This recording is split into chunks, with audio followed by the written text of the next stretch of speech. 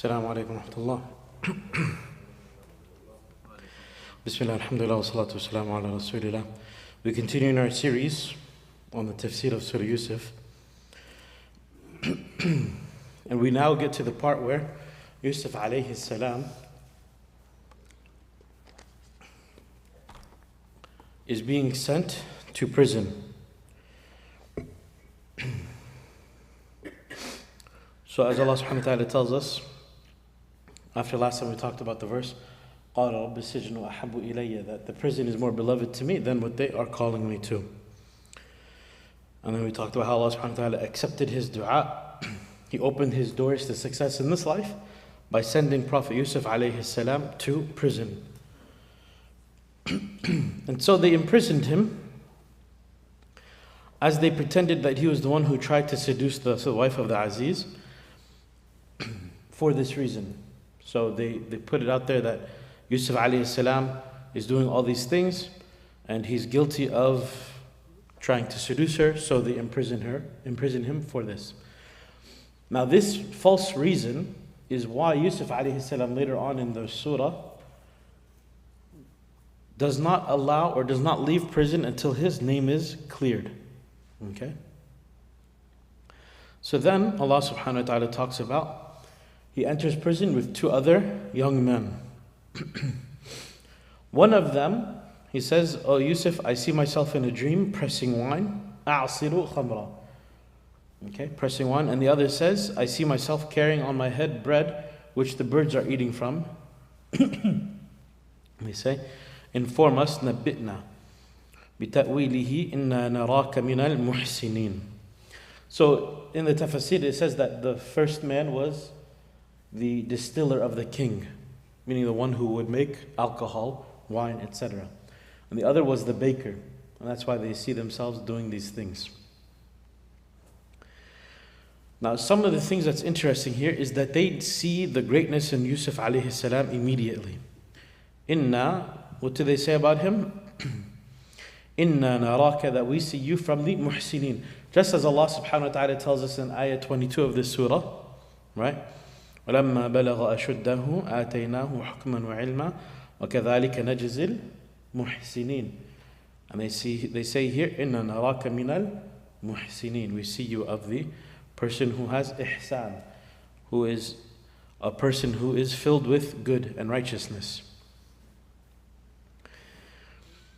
And it's said that in prison, he would actually visit people that were sick. He would give people things that they need and assistance.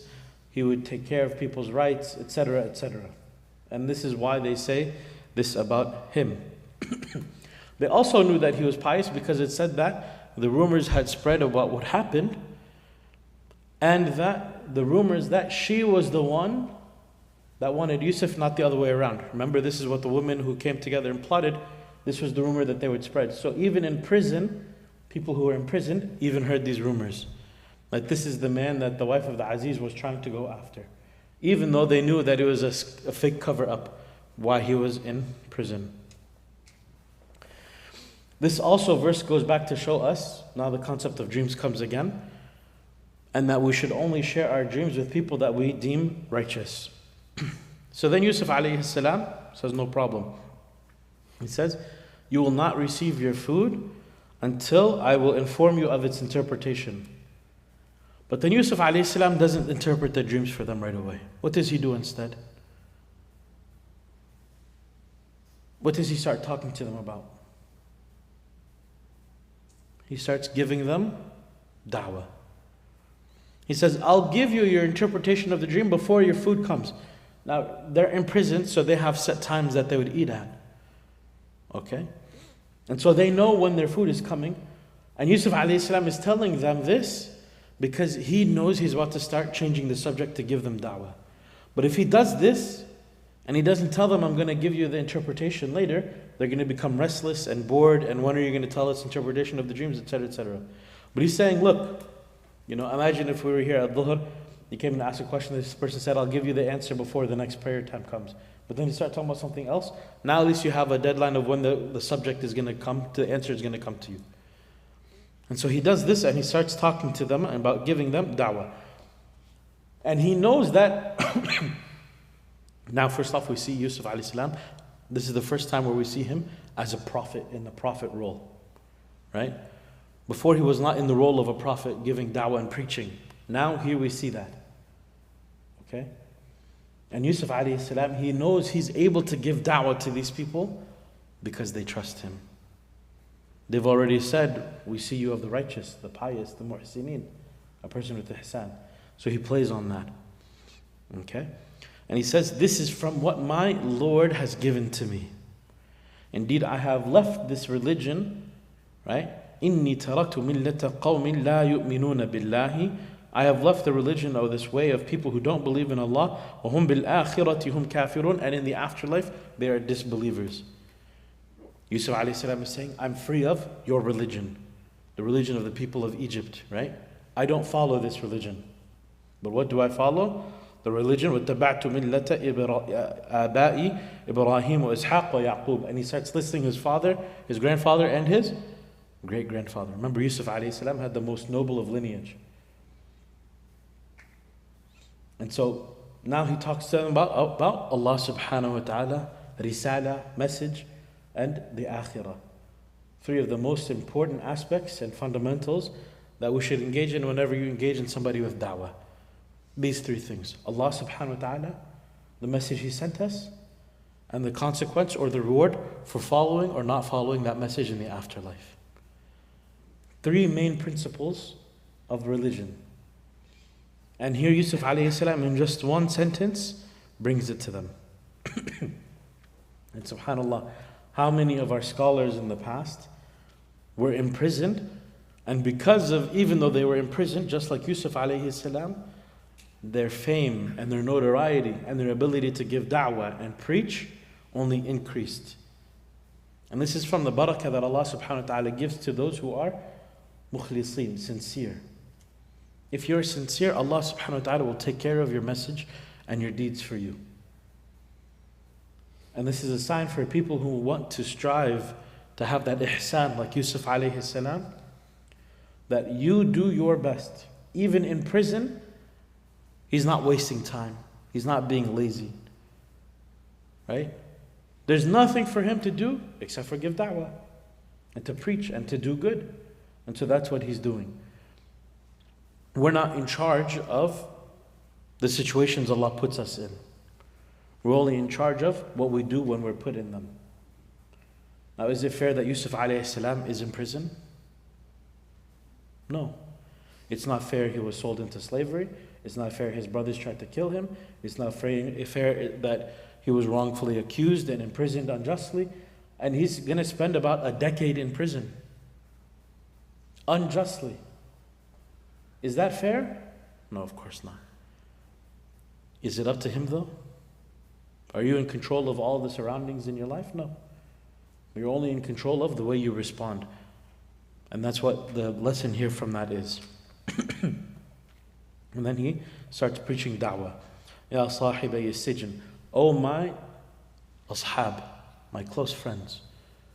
Right? And when you're giving da'wah to people, you should always be very warm to people and want good for them and close to them and show them that you're at their level. No one likes to be talked down to, right? And so he's like, oh, my best friends. Ya sahibay as-sijn. أَأَرْبَابُ مُتَفَرِّقُونَ خَيْرٌ أَمِ اللَّهِ الْوَاحِدُ الْقَهَّارُ وَاحِدُ الْقَهَّارُ. Are separate lords better, or Allah subhanahu wa ta'ala the one? Now these are people who were polytheists, pagans, worshipped many gods. How many religions believe in Allah? A lot of them. How many of them only worship Allah alone though? Very few, if any, other than Islam. You know, you read their books, you read their stories, they've got gods fighting gods and battles between gods, etc., etc., etc. Na'udhu billah. Is multiple gods better, or is one? Al-Wahidul, the one, Qahhar. The word Qahhar, the name of Allah subhanahu wa ta'ala, is the one who is in ultimate control of everything. So everything is up to Allah subhanahu wa ta'ala alone. And now he's talking about Tawheed and giving them da'wah. And we'll wrap up here. Many of us have opportunities at work, like Yusuf alayhi salam, to show and promote da'wah without even saying anything in the beginning. And then people, when they bring it up to you, don't feel too shy or embarrassed to take advantage of that opportunity. People come to you and they say, oh, we noticed that you do this, X, Y, or Z. Don't feel too shy to mention why. And always try to relate it back to Allah subhanahu wa ta'ala, the message that He sent us, and the afterlife. Every single, the most fundamental question on the face of the earth for all of humanity is, why are we here? What's our purpose? And alhamdulillah, as Muslims, we have the answer to that. And so when you're at work or with co-workers or friends that are not Muslim, whoever it may be, don't feel shy and embarrassed to mention what you have knowledge of with regards to these answers. Just like Yusuf alayhi salam was not too shy and took advantage of this opportunity. Whether people convert or not, it's not up to us. وَمَا عَلَيْنَا إِلَّا الْبَلَاغُ. The only thing that is on us is proclaiming and teaching the message of La ilaha illallah Muhammad Rasulullah. Then other main lesson we take from these verses, you're not in control of the surroundings around you or the situations Allah puts you in. You're in control of how you respond to them and taking full advantage of them. And that's what ihsan is. Having excellence in all areas of your life. Even in prison, it's possible to be a muhsin, just like Yusuf alayhi salam. Then what about us? We're not imprisoned, we're not limited.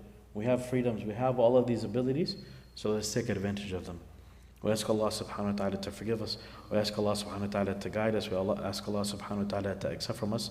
ربنا تقبل منا إنك أنت السميع العليم وتب علينا إنك أنت التواب الرحيم وآخر دعوانا أن الحمد لله رب العالمين وصلى اللهم وبارك على سيدنا محمد وعلى آله وأصحابه أجمعين جزاكم الله خير والسلام عليكم ورحمة الله.